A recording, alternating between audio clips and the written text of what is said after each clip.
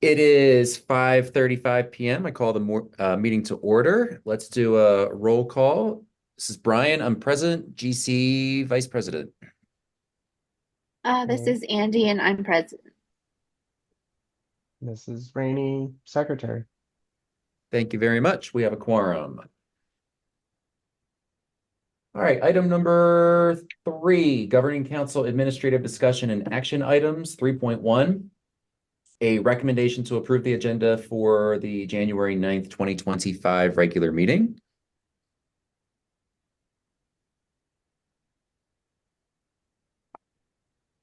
Oh, uh, okay. Well, I will make a recommendation to approve the agenda for January 9th, 2025 regular meeting.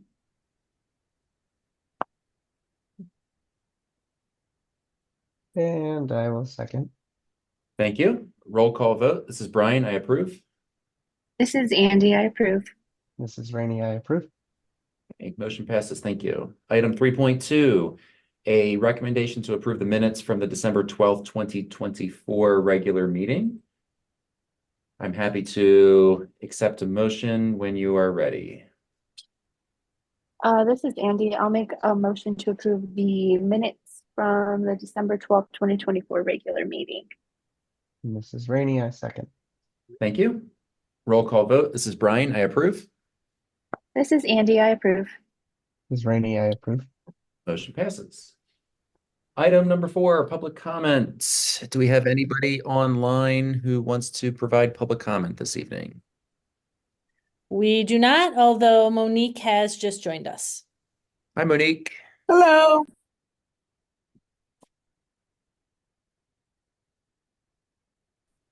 Item number 5, stakeholder reports and action items. 5.1, discussion. Director report. Lori, back to you. Yes. All right. The director report today is going to focus on our mid-year assessment results. And so I'm going to be sharing those on screen share. And so they're also uploaded to our meeting materials. First, we're going to look at reading. And this report, let's see. This report is a comparison of the results. Oh no, I'm sorry. That's a different one. I'm going to stop sharing. Let's see. So it's reading.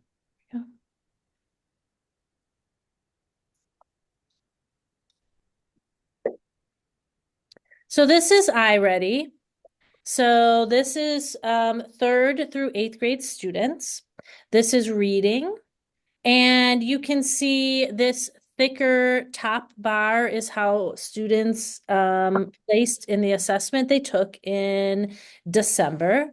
23% of students were at the highest level, kind of considered above grade level, let's just say.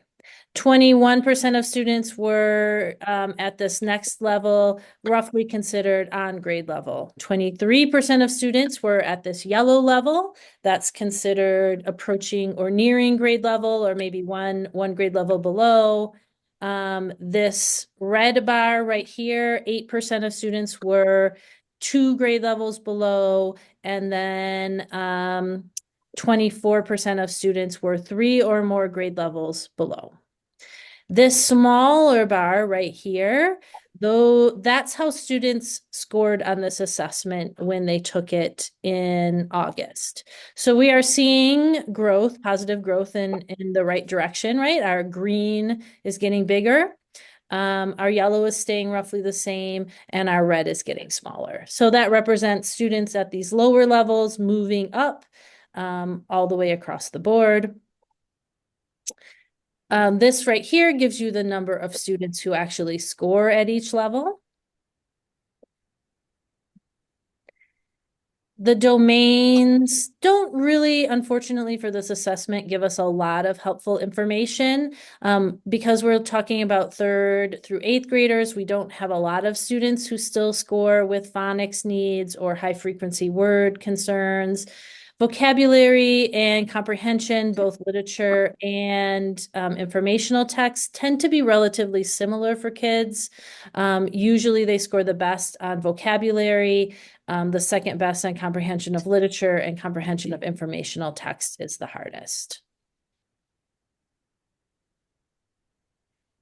Again, K1 and 2 do not take this assessment, but you can kind of roughly see by grade level where students are, making the most progress, having the most struggles. Keep in mind that in a small school like Mountain Mahogany, proficiency across grade levels can be much more variable than you would expect it to be with a larger district.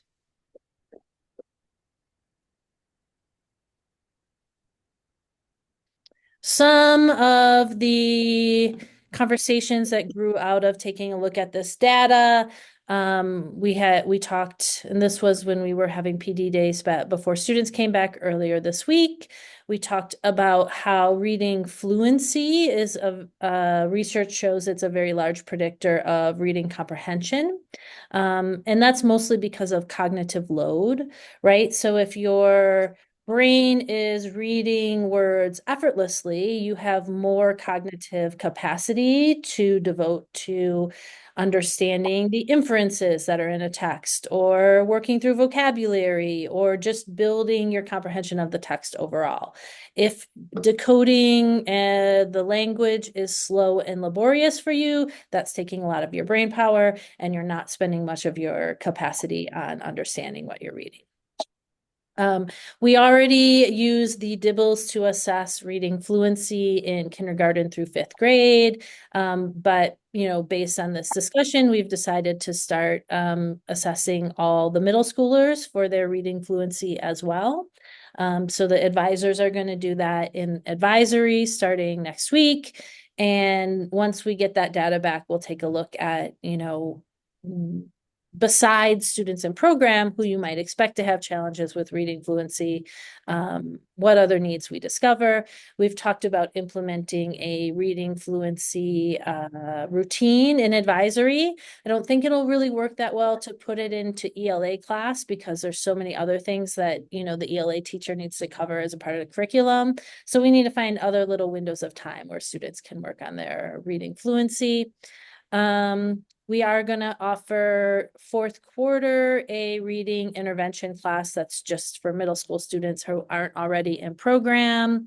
We're fairly pleased with how our structured literacy routines and curriculum are working for our students K through 3 or K through 2.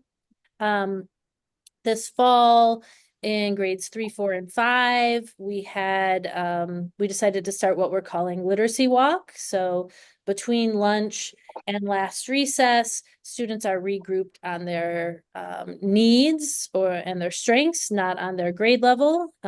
We have, besides our 3 GE teachers, we have 2 EAs, we have 2 special education teachers. So we're able to, provide small group learning for kids who need it and whole group learning for kids who need that.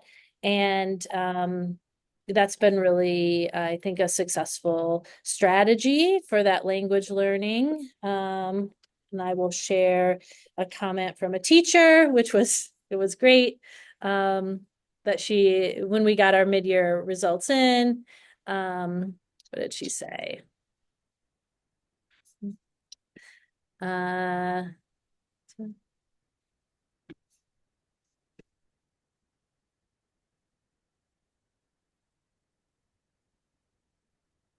am in shock at the massive growth that all of my literacy walk students made on their mid-year diagnostic. I was skeptical about the literacy walk model, but seriously, wow, look at these numbers. A 5th grader gained 40 points, a 5th grader gained 37 points, a 4th grader gained 21 points, a 3rd grader gained 74 points. She went from being 2 grade levels below to now on grade level, and a 3rd grader gained 64 points.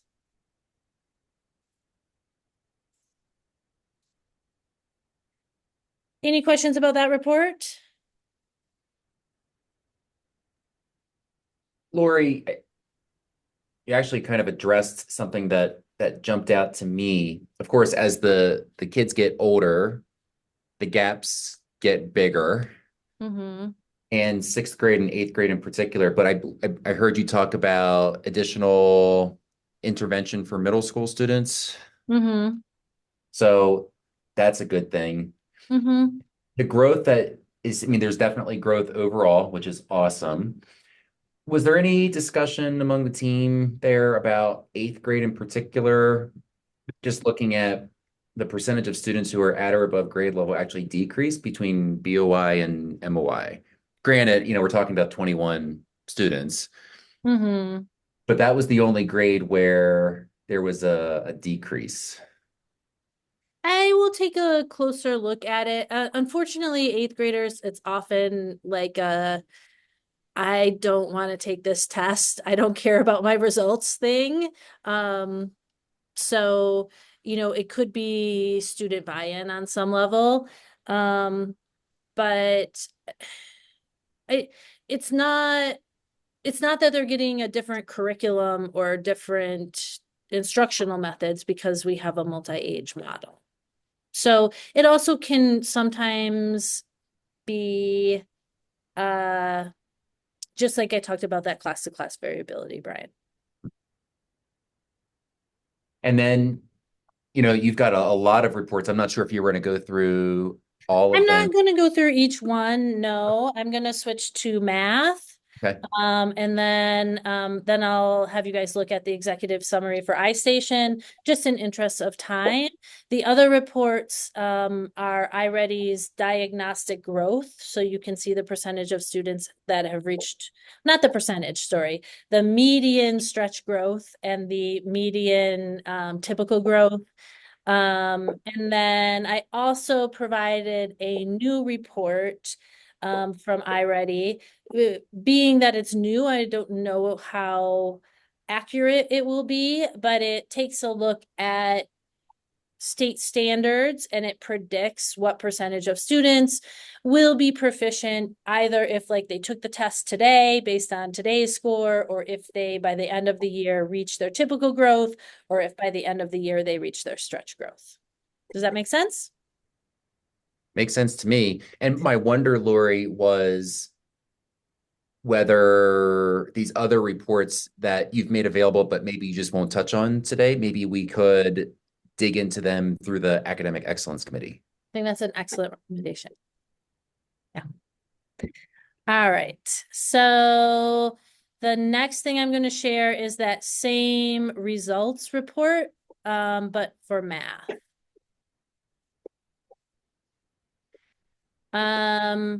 Again, what we're looking at here is only third through eighth grade results.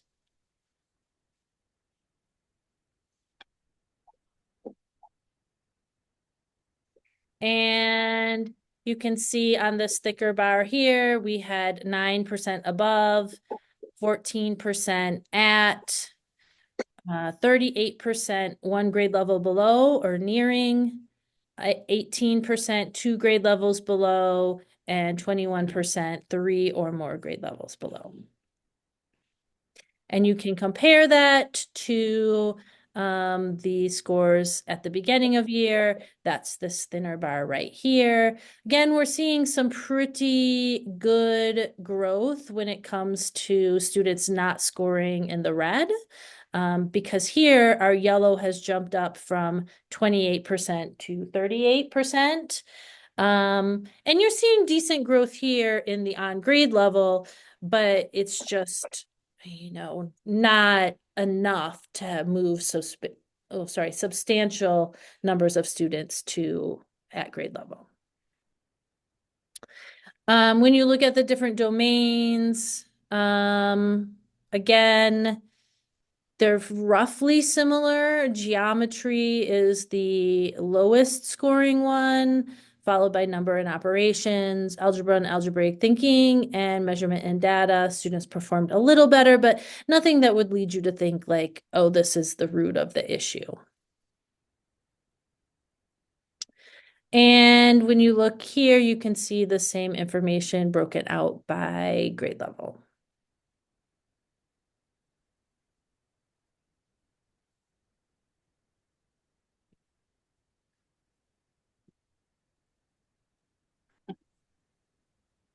With math in particular, the differences between grade levels are stark. Yep. So, of course, my eye went to eighth grade. Mm-hmm. And the positive that I see in eighth grade is that the percentage of students 2 grade levels below dropped significantly. So moving them to the yellow. Yep. But we have no eighth graders at or above grade level.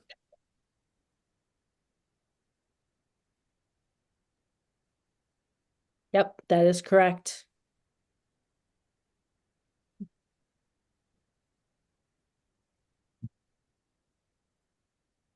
Okay. I have I no mean, other. keeping in mind with that, I believe about 50% of that class does have an IEP. So, I mean, that's obviously a factor. But sorry, Brian, I didn't mean to interrupt. I do want to summarize kind of what our plans are based on this information, but did you have a question or a comment? Oh, no, I was just going to say I didn't have any other questions that I look forward to digging into this and then, of course, giving you the opportunity to talk about what your next steps are. Yeah, so I mean, we had a really rich whole group discussion followed by a math PLC on Tuesday. And I think we're in a place where we're sort of ready to question everything in order to try and figure this out. That includes the curriculum. I think the curriculum that we use in general is strong and rigorous, but I am less pleased with it the younger the students are.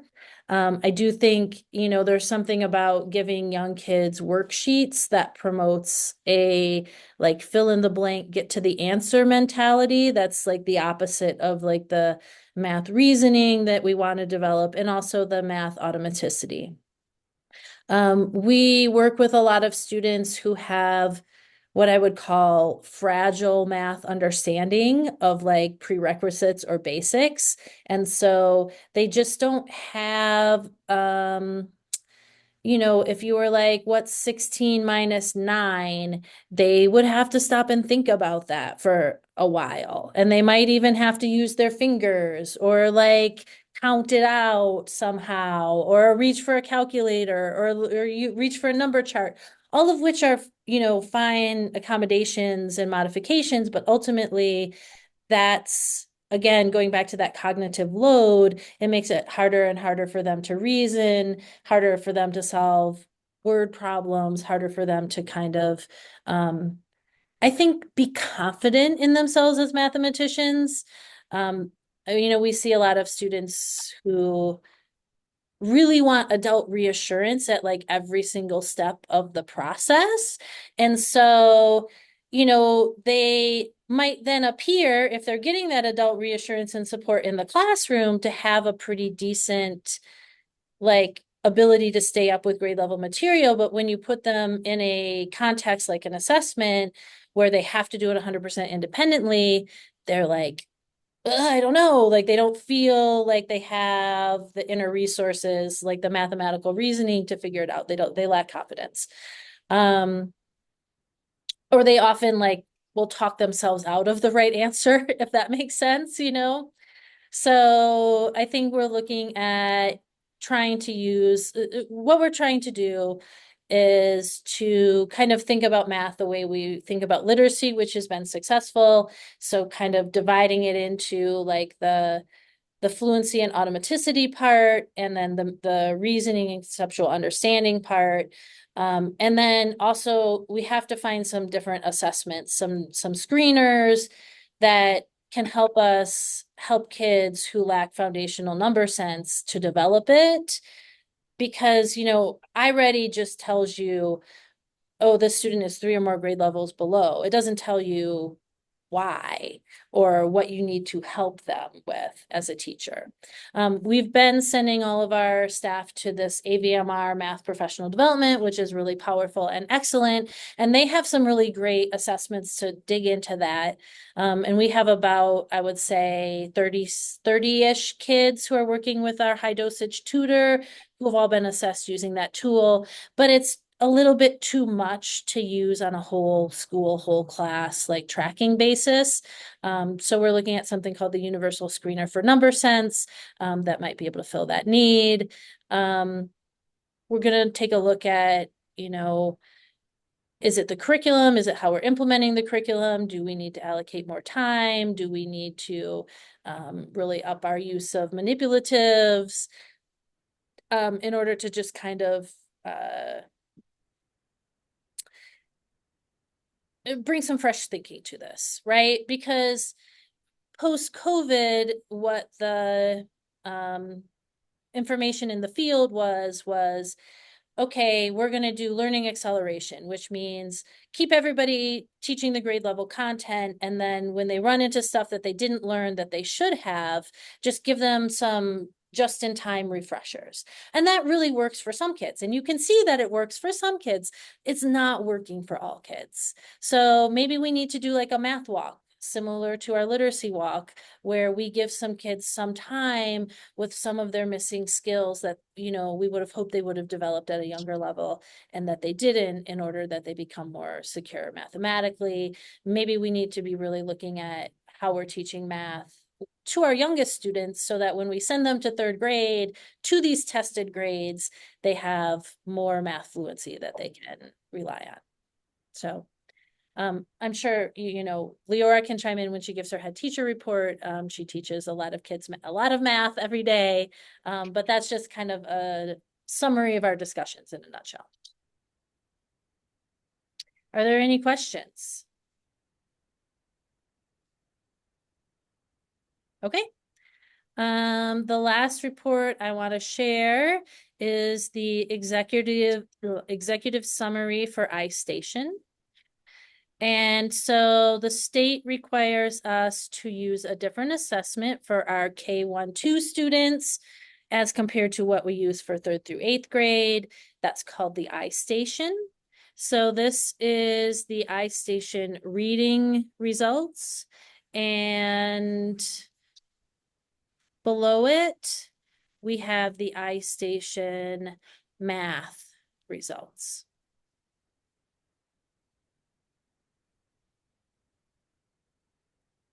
This portion is skill growth by level.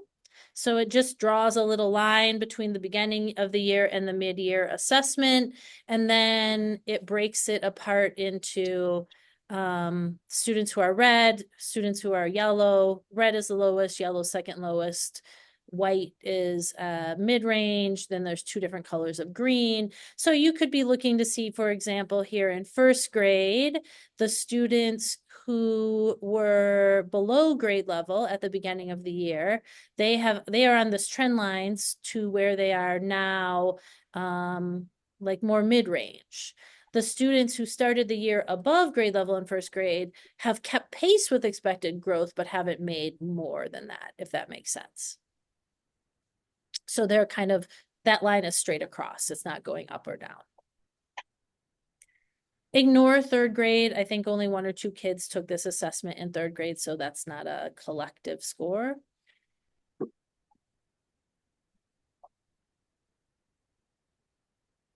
And then it provides similar data for math. So when you look at the reading scores, what sticks out to me, in kindergarten, you have what looks, I would say, fairly typical. You've got about 50% of students proficient, and the rest divided between, the mid-range and the areas of concern. Level 1 is below the 20th percentile. Level 2 is below the 40th percentile. Level 3 is below the 60th. Level 4 is below the 80th, and level 5 is the 80th to 100th percentile. In first grade, we don't have many students performing at the lowest level, but we have a large group of students who are performing at that mid-level. I think that just sort of reflects the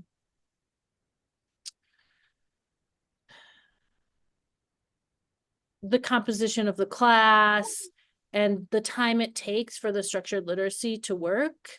So I'm not overly worried by that. Of course, I want to see more kids move into that proficient level by the end of the year. But I think, the growth that we're seeing is showing us that we're on the right track. In second grade, we definitely have more students who are below the 20th percentile than I'd like to see. A very similar percentage of kids who are proficient in second grade. This next graph, this is of the math results. A caveat, this is not the best assessment that I've ever seen. When I got these results, I took a dive into what type of questions the students are seeing. I wouldn't say that like asking a second grader how many vertices the shape has is like a crucial Common Core math related skill, but that's, that was a question that the kiddo got. But this is one of the data points that makes me think like maybe our curriculum is not serving us well in our earliest grades, or maybe our approach to teaching it needs to change because we should be seeing better results than that. So do we have any questions about the iStation results?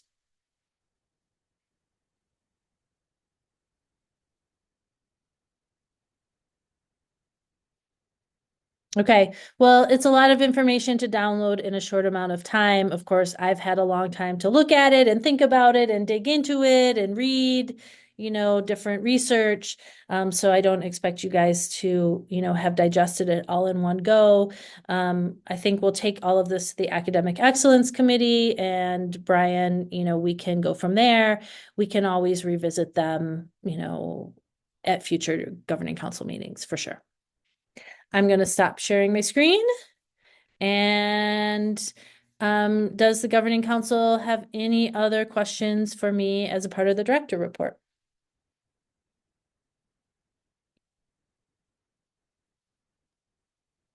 Okay. Thank you guys. I appreciate your time. Thanks, Lori. Item 5.2, teacher reports. I think the laptop is going to be turned to Leora. There she is. Hi, everybody. So I think what I'll do is, I just said Happy New Year to all of you, and we're all working hard to get back to what we're supposed to be doing, of course.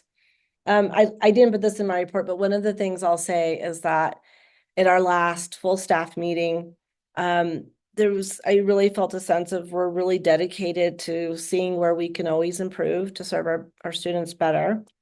Lori mentioned the PLC after we got the math results.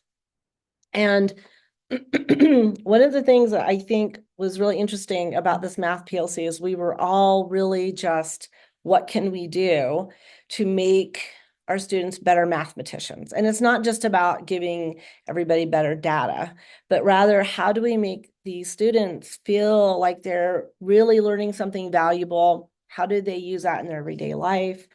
And one of the things that came up from one of the other teachers was that she teaches 5th grade, 4th and 5th grade. And the things that they're seeing later on in the upper grades is that kids are coming into 4th, 5th, 6th, 7th, 8th grade with no basic math skills, and so we're asking them to perform higher and higher levels of math.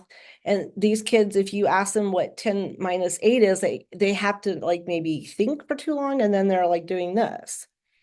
So getting back to how do we give our students the automaticity and the fluency around math, like we have done with structural literacy, how do we do that? And we have all come together and had some really good conversations. One of the things that I've done in my classroom was my math block was at 8:30 in the morning, and I have lots of children who come late, miss it, or come at the very end of explicit instruction. And so they missed the instructional time and now they don't know how to respond to what's being asked of them in the curriculum. So I have gone to an A/B schedule where we have some of the days where they do math in the morning, but I flip it with ELA so that they can have opportunities to do math after lunch, and we do ELA in the morning. So we're all just brainstorming around how do we solve this problem.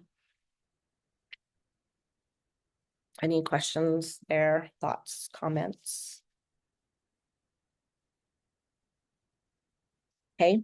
And then just moving on, Mary, our community coordinator person, is getting ready to set up our awesome hours for our students who get to have these wonderful activities and experiences after their typical schedule. I think we're trying to put together some sort of Lego club, maybe not an official club, but Legos are going to be on the table, which of course I support. January 13th, we open our lottery. And our Science Olympiad team is going to their regional competition on February 1st, and then to their state competition on February 22nd. And my understanding is that the live stream will be available sometime soon, and I'll put it up on the website for everybody. That's it. Thanks, Leora. You're welcome. So I guess my question, this might be more for Lori. We just looked at assessment results and then looking at math and talking about math in particular, with math being lower than reading. And then Leora, in your report, you've got, you spent a lot of time talking about math as well. And my wonder is, this is the time of year where schools are developing their spring 90-day plans. Right. And my wonder is, and I guess we could dig into this through the Academic Excellence Committee, but my wonder is, what right now is the team thinking about in terms of a focus for math in particular with the 90-day plan in the spring? Well, I think that is probably more a Lori question, but I do know that I think for the time being, Brian, especially in the lower grades, our focus is how do we solidify those math skills, those early foundational math skills, so that when they move on, they're ready to move on. If I have a fifth grade teacher saying, hey, I just had a kid come to school and they don't know how to subtract, within 10, somebody missed something along the way. And how did that happen? So I think for us early educators, we're really focused on, well, let's make sure that doesn't happen on our end.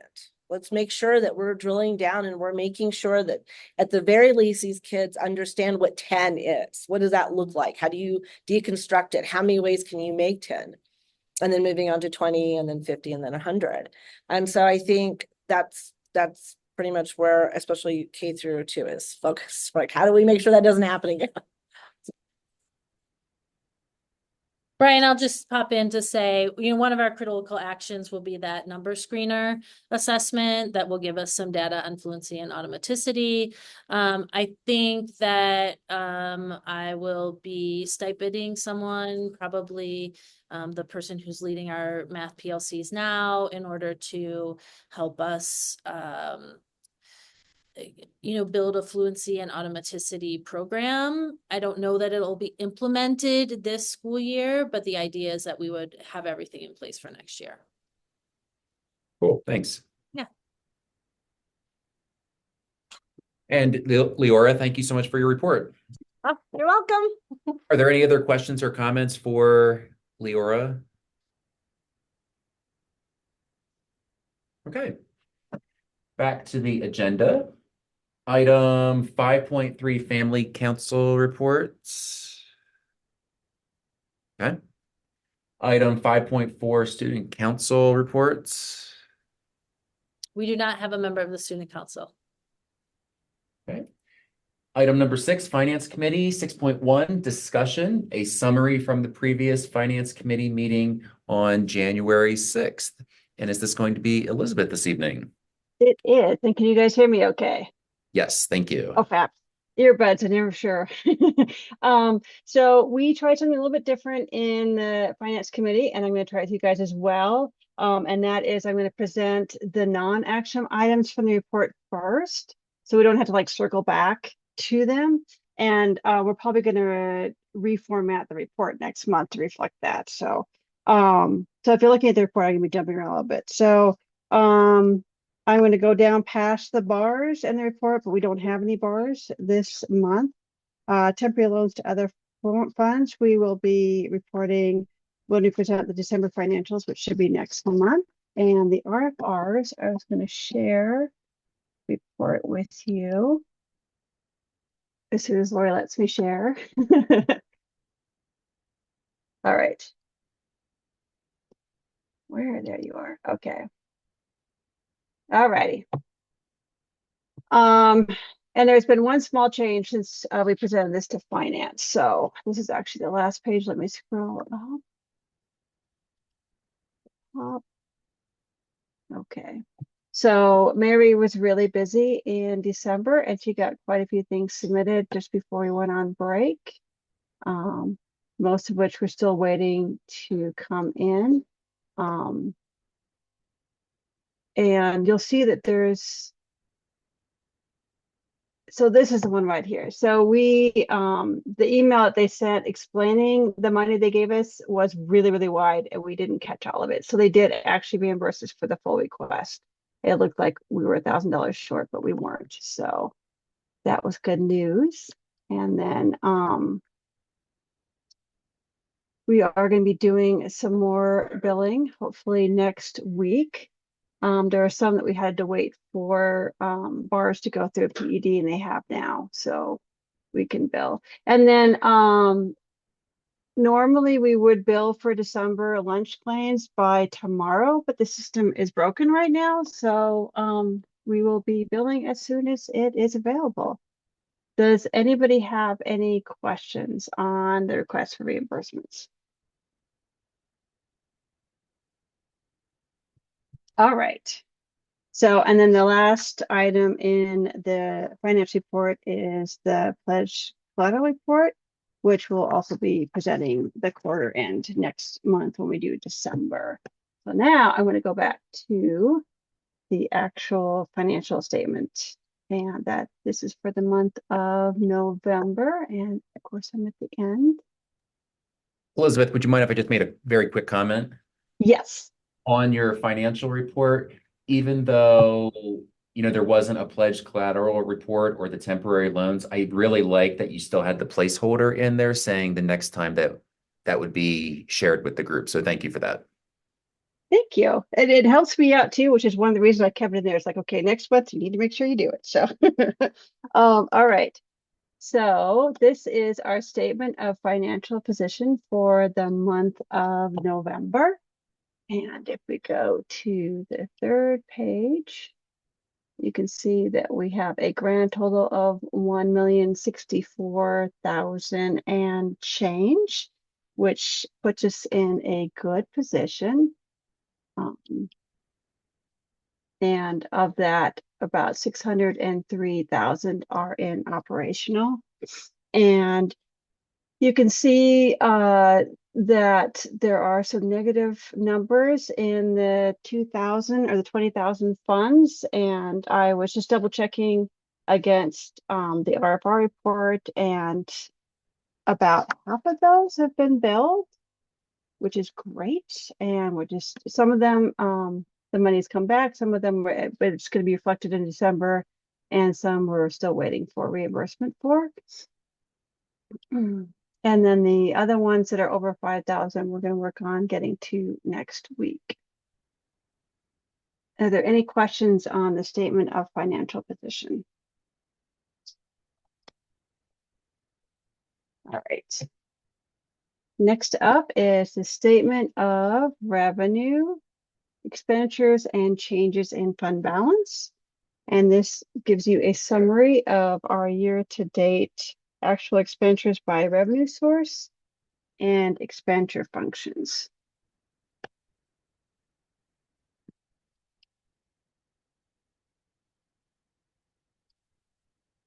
And are there any questions on the statement of revenue expenditures and changes in fund balance? And the next one is my favorite, the disbursements. And I'll give you guys a moment to look through what we spent money on in November, and please let me know if you have any questions about any of these disbursements.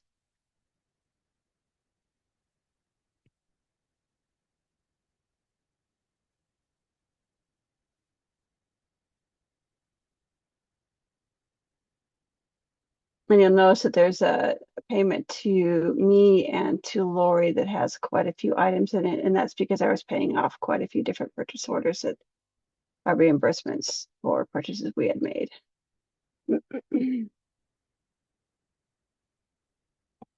All right. And last but not least, in the financial statement and cash disbursements is their budget to actual expenditures. And with this, we are basically looking for areas where we have negative functions, and we have, let's see, there's one on.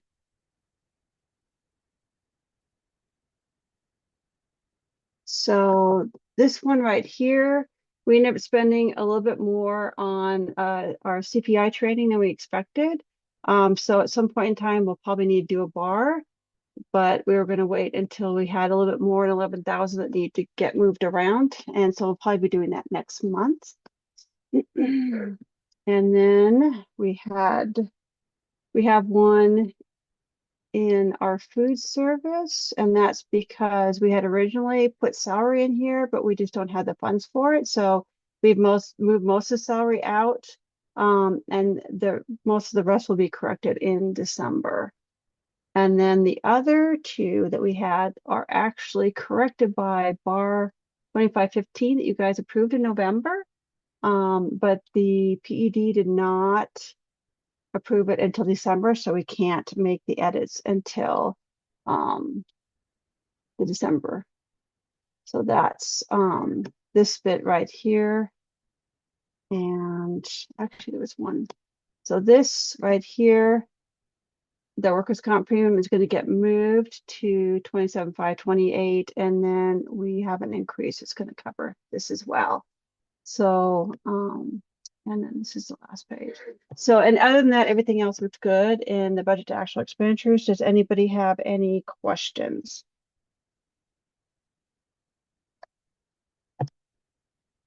All righty. Well, that is it for the November financial statements and cash disbursements.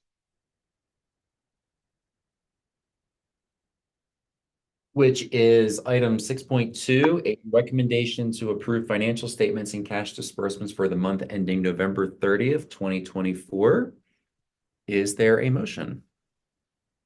This is Andy. I'll make a motion to approve financial statements and cash disbursements for month ending 11/30/2024. Mrs. Rainey, I'll second. Roll call vote. This is Brian. I approve. This is Andy. I approve. This is Rainey, I approve. Motion passes. This is Monique, I approve. Oh, sorry. Thanks, Monique. See, since you weren't in the beginning, I was like, oh, I need 3 people. So it's actually 4. Thank you. All right, Elizabeth, anything else from your role? Nope, that's it. Our next finance committee meeting will be February 10th at 4:30. Thank you very much. Item 7, Policy Committee, 7.1, no summary from the previous Policy Committee meeting. And then 7.2, next Policy Committee meeting to be determined. And is that current? We still waiting for the committee to get back up and running again? No, there's actually a meeting scheduled for Monday, which would be, I think, the 12th. Is that right? 13th? 13th at noon. Awesome. Item 8, Academic Excellence Committee.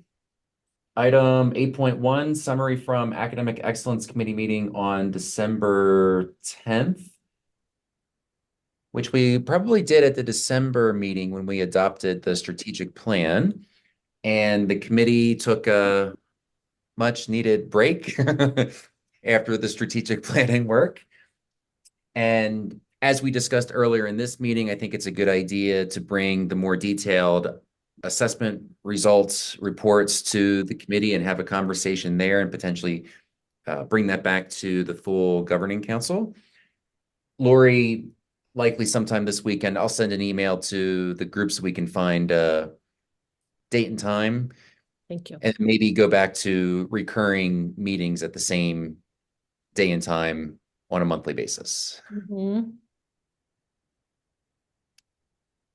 So 8.2, next Academic Excellence Committee meeting to be determined. Item 9, Council Development Committee. Item 9.1, discussion item, review status of board member training hours and training opportunities. I believed since the last meeting, we did receive an email with an update with the progress that the GC members have been making toward the annual training requirements.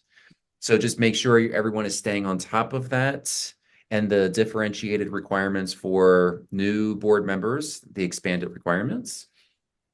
Are there any questions or concerns about board member training requirements?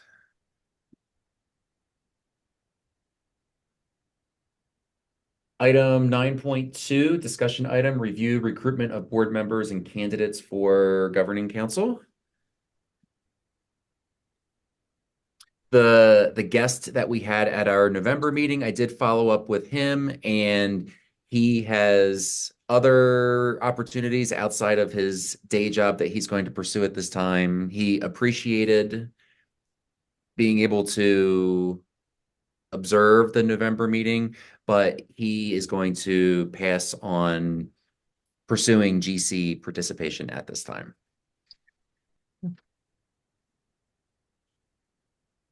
But that's just something for all of us to keep in mind. If you know someone who would be a good fit for the board, please invite them to a future GC meeting. Item 10, Director Support Committee, 10.1, nothing to report. Item 11, Audit Committee, 11.1, nothing to report. And we have reached the end of the agenda. So item number 12, I will accept a motion to adjourn. This is Andy. I will make a motion to adjourn. This is Rainey. I'll second. Thank you. Roll call vote. This is Brian. I approve. This is Andy. I approve. This is Rainey. I approve.